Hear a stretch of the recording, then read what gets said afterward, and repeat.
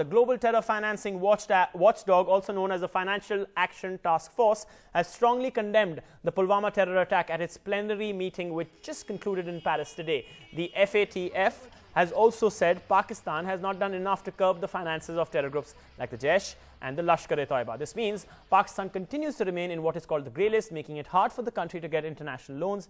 The 38-member body has said that the Financial Action Task Force notes with grave concern and condemns the violent terrorist attack last week that killed 40 Indian security forces in Pulwama. Such attacks cannot occur without money and the means to move funds between terrorist supporters. Pakistan does not demonstrate a proper understanding of the terror financing and risks posed by the JUD, the Lashkar-e-Taiba and the Jaish-e-Mohammed and persons affiliated with the Taliban.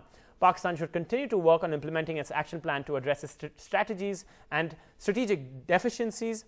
The FATF, or the Financial Action Task Force, has also added that Pakistan has until May 2019 to complete its action plan. If Pakistan does not meet the targets by October, it could be blacklisted. Pakistan was placed on the grey list in June last year and was lobbying hard to be removed from this list at this meeting, as among the Pak terror groups whose financing is not adequately controlled by Pakistan.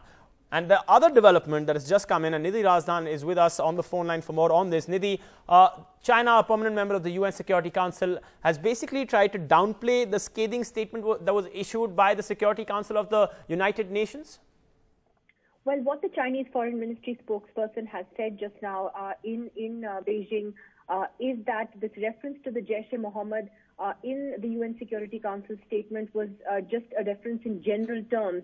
And, it does not represent a judgment on the attack. And that, again, is very reflective of the position China has repeatedly taken, on terrorism and terror emanating from Pakistan and hurting India.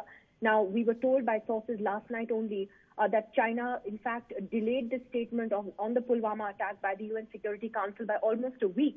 They took 6 days to issue this statement yesterday because China was repeatedly trying to block it. It repeatedly, said that it did not want any mention of the Jaish-e-Mohammed at all. It also did not want a reference to Jammu and Kashmir. It wanted it to be referred to as Indian-administered Kashmir.